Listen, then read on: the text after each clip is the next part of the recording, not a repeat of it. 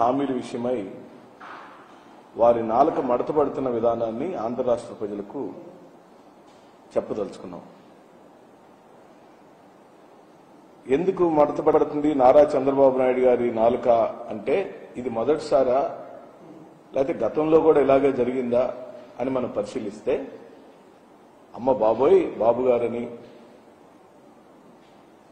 అమ్మ బాబు గారు అని ప్రజలు ముక్కు మీద వేలేసుకుంటున్నారు.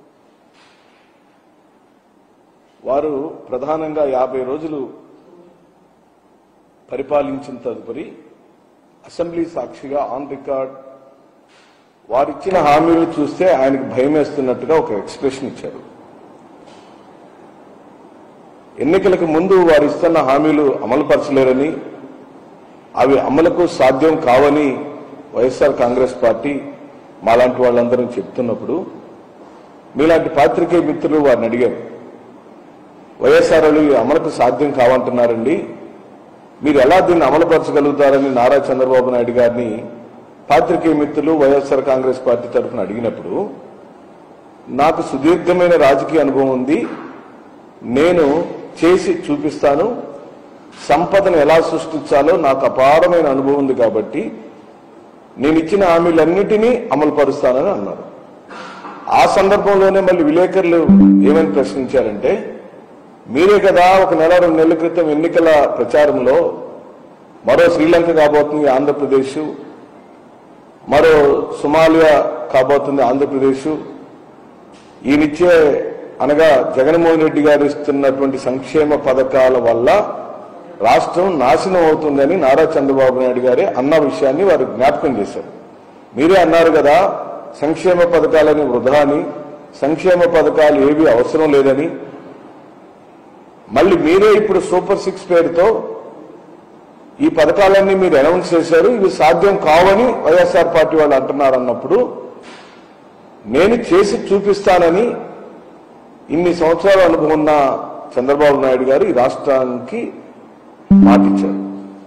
నిజంగా మాకు ఆనందం కలిగింది. చంద్రబాబు నాయుడు గారు సూపర్ 6 అంతా అమలు పరిస్తే చూడాలని మేము మనస్ఫూర్తిగా కోరుకున్నాం.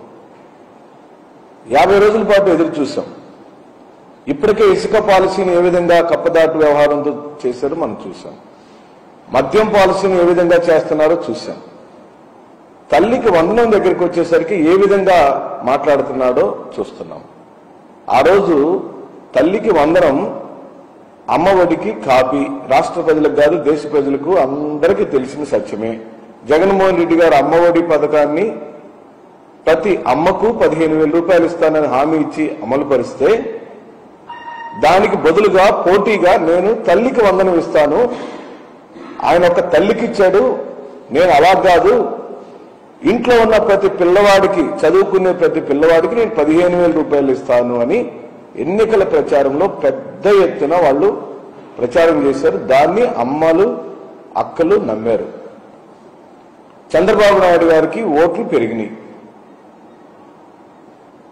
అదే కాదు చాలా హామీలు ఇచ్చారు. రైతులకు ఇచ్చిన హామీల గురించి మనం మాట్లాడదాము, ఉచిత బస్సు ప్రయాణం గురించి మాట్లాడదాము, అనేకమైన హామీలు ఏవేవైతే చంద్రబాబు నాయుడు గారు సూపర్ 6 పేరుతో ఇచ్చారో వాటి గురించి మాట్లాడదాం. ముందు తల్లికి వందనం మీద ఏ విధంగా వారు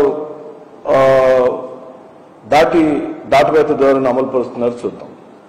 ఇకపోతే నిన్న ఢిల్లీలో ఒక ప్రకటన చేశారు వారు.